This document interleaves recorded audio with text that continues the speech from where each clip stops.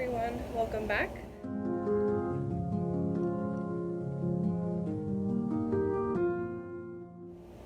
I just wanted to do a really fast video to show you some projects that I'll be working on the next few weeks and the plants that are included in said projects. I just wanted to share with you guys some of the plants that I purchased that time we went to Green Acres and this past week, and a few of the plants that will be going into upcoming projects. So let's take a look at some new goodies, and I can't wait to plant them. So as I had already mentioned, this French lavender here will be coming out of the ground. When I walk up to it, it stands here on my waist. So it is massive. Again, way too big. So we picked up 2 Munstead lavenders from Green Acres that weekend. I'm going to show those to you in a moment. I've got my Ember's Wish salvia here. I did a hard prune on it about a month and a half ago maybe, so it's already starting to flush back. There's a purple Wendy's Wish salvia behind it. I've got a couple lantanas. I think I'm gonna part with the yellow lantana. It's just, I don't really care for the color. I like buttery yellows or kind of like white pale yellows, and that one's kind of a more warm color, so I might not keep that. This whole bush is coming out. I planted this the very first year in the ground that I moved in, and it's just not my favorite. There's not a lot of structure to it. It wants to kind of weep on the ground. I don't have space for that. I don't like having to prune it all the time, and I want to put something else there. I will also be removing the cannas here. These again were here when I moved in. There's more on the other side of the fence as well as the other side here. You can actually see the tops of them right there. So those will also be coming out. I've got a whole idea for this back part here, including that new blue hydrangea that we potted up. I'm thinking right here in its pot for a year or two to see if it likes it would be awesome. Because again, this giant tree helps shade everything. I'd like to put the clematis over on that side as well. This side of that fence is north facing, so at the very base there's not a ton of sunlight. But once it gets taller on the fence, there is more sun, so I'm thinking that would be an ideal spot for the clematis, and it would be absolutely beautiful. I've got pink jasmine on this pole here, but behind it on the fence I have purple honeysuckle, and it's really massive. It's definitely outgrown its space. I'm gonna do a hard cutback this year to let it refresh and completely grow back from the base. I pulled out an orange plant that I had here that I didn't enjoy. I finished cutting back all of this daisy. I pruned it halfway, and I waited for it to grow way more growth at the crown of the plant, and then I finished cutting off the really long branches. So it was kind of like a 2-part situation there. I also pulled out the orange plant. Like I said, there's a dianthus here that's just not super happy. I think it's getting blocked too much by the lavender. So once that comes out, that should hopefully fix the situation. Again, this aster is going to go back now that this space is nice and clear. We did this in a recent lemon video where I repotted my Meyer lemon. The climbing rose that I have here to the left of me will actually go in the ground, basically right about here on this board.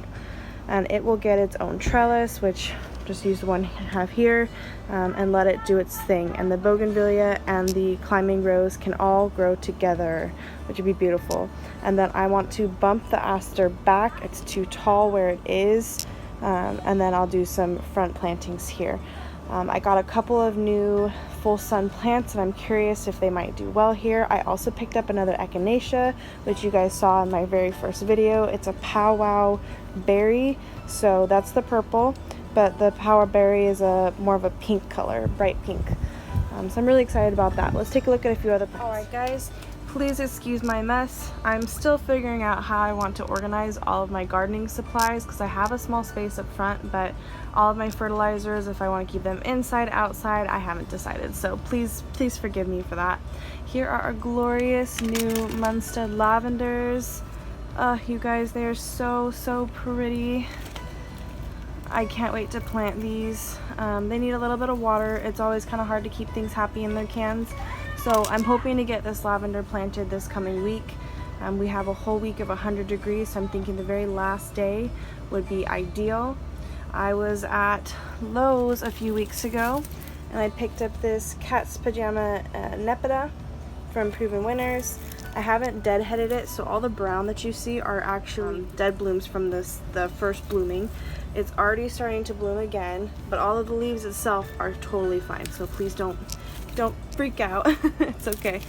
And then I was at Lowe's buying the cinder blocks, and I saw this. Look how cool, you guys. This is a salvia called Black and Blue, and for good reason. This one gets big just like my other ones, but I just couldn't help myself. I will find a spot for it, and I actually have some exciting news, so let's go take a look at that spot. Alright guys, so we are at the front of my yard now, and I got permission from our townhouse management that we can extend out my garden all the way to this concrete. This section of grass dies every year, turns brown. We used to have a birch tree here when we first moved in, so I'm able to do a straight line out and have all of this whole strip be my pots and planters and everything. These 3 roses I will be taking out and finding a new home for. They are just struggling or just getting rid of them altogether. These 2 are doing really well. I would like to get another 2 roses, possibly, maybe a third, but I might be too close to the walkway. I could put a third over here though, so I'm really excited about that. We have some other plants that I purchased. So here is the Echinacea powwow berry. I'm really excited about this one. It's already starting to color up just a little bit, so that'll be added to the back. I also picked up this pentas or starflower, Egyptian starflower. This is graffiti violet. Look how pretty it is, guys. I love the color of this. I'm really trying to attract more butterflies to my yard, so I was told pentas is definitely a high on the list. Also purchased this. This is hummingbird mint or Agastache. This is the dwarf hummingbird mint variety. This is Kudos ambrosia. It's really pretty. I accidentally dropped something the first day that I brought it home, and I'm trying to heal the branches. We'll see how it does. I was kind of sad, so I'm trying to baby that along. And then when I went to Lowe's, I also found this on the clearance rack. It is a Proven Winners Sunstar Rose pentas or Egyptian starflower. Really pretty. I got it for $3, and I thought that these kind of went together really nicely. So those 2 will most likely go in the back. I believe they are full sun. Yes, they are full sun. So that might replace some of the ones that we have. I'm really excited about this new project. I've been thinking about how I want to rearrange things, where I want to put my hibiscus, if I want to leave it in that spot and do something else. I was almost thinking that the black and blue salvia that I purchased would be really pretty in the ground up here. So like moving this planter closer to the sidewalk, getting rid of the plastic planters, and then just popping a salvia in there would be awesome. The hummingbirds love my flowering maples, which I have quite a few of.